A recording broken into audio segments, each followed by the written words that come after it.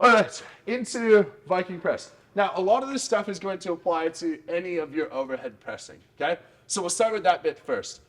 A lot of overhead pressing in strongman, for most, is going to be push press, yeah? Triple extension, and most of that power is actually going to come from your legs, and then you just got to lock it out with your triceps, all right? So anything that's not this, the goal is to keep that bar, that log, anything on you for as long as you can. You should never think that you're trying to push it off your shoulders. Okay, there's no power at all there. You want to jump all the way up. That's going to come up on its own. You don't have to think about pressing it. Naturally, you want that to not hit you in the face. So you're going to start pressing. Okay, so the goal is leave it under your chest as long as you can, then drop your center of mass. Now, this depends on the person a little bit, but if you're a larger, more athletic person, larger, less athletic person, dropping center of mass, probably not so much, and you could just grind that out. If you're a smaller athletic person, there is a lot to be gained by learning split jerks or by learning the dip, okay? For reference, at Rogue, did you guys see Chandler Smith's log? Yeah, so Chandler hit a 140 log? Yeah. I know for a fact he had been on a log maybe 3 times ever, and he was 5 kilos off the winner for the log press static monsters for his weight class.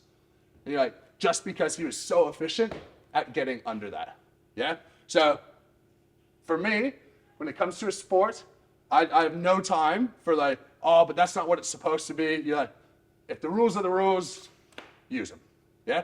Now, rules are rules, no double dipping, you said, yeah?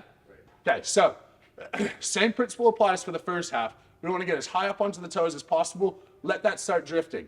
Now, you can't rebend your knees, but you can drop your center of mass, okay? So you can get back there if you want it, okay? Meaning that instead of hands up here, you got hands there, locked up, and then you can just stand up, all right? So these handles, obviously, you don't have a choice, right, of where to hold? You can go, yeah, wherever you want, really. You have a choice? Yeah. Oh, okay, cool. So we'll start, if you're a smaller person, the goal is going to be to keep your elbows as tight as possible, okay?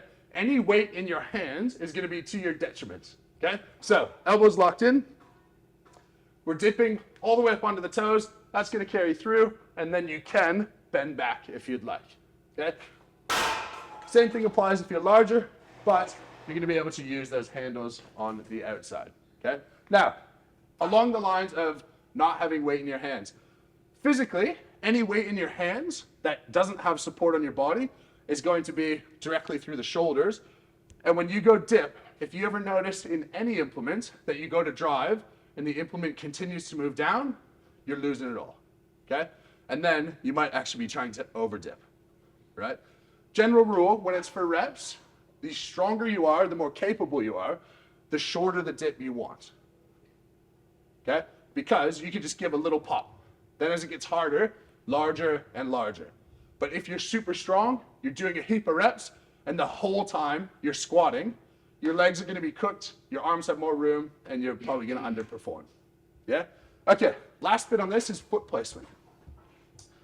This fulcrum doesn't change, okay? So, if you pick this guy up, and you're here, you're going to push that straight over your head, okay?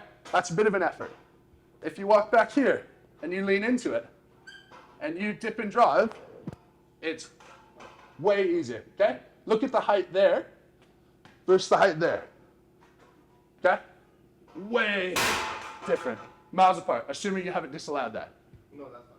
Yeah, so the further away that you can stand, the better off you're going to be, until you get to that point where you feel like you're like trying to curl that up, yeah? But lean into it and use your body for a bit of leverage as well. Do we have any questions when it comes to Viking press? Yeah. Yeah, if you're getting like a bit of bicep pain in the bottom of the Viking press, usually what would you recommend for that? Well, good question. Bicep, so anatomically, bicep starts on the forearm and it goes up. One of the heads attaches on the upper arm, one attaches onto the shoulder, okay? Lesson here, if you have pain there, you're 1, not mobile enough, or 2, you're holding weight here, okay? Is this the Viking press that you've used? No, it's a little narrow, the one I've used. Okay. We'll take a look at you individually, but really simple tests. Like if you're having a hard time overhead pressing and the issue is here, we all hit a point where your forearm goes from supporting the weight to not supporting the weight. When you're here, what's stopping that motion? Bicep. Okay? And whether it's bicep pain or not is sort of TBD. A lot of people go like, I have bicep pain. You do the bicep pain test, and you're like, no, you don't. It's actually shoulder stability, whatever it may be. Yeah? Cool. Any other Viking Press specific questions? No? Cool. You'll have a chance to hop on, ask individual questions as well. But let's kick on sandbag, wheelbarrow.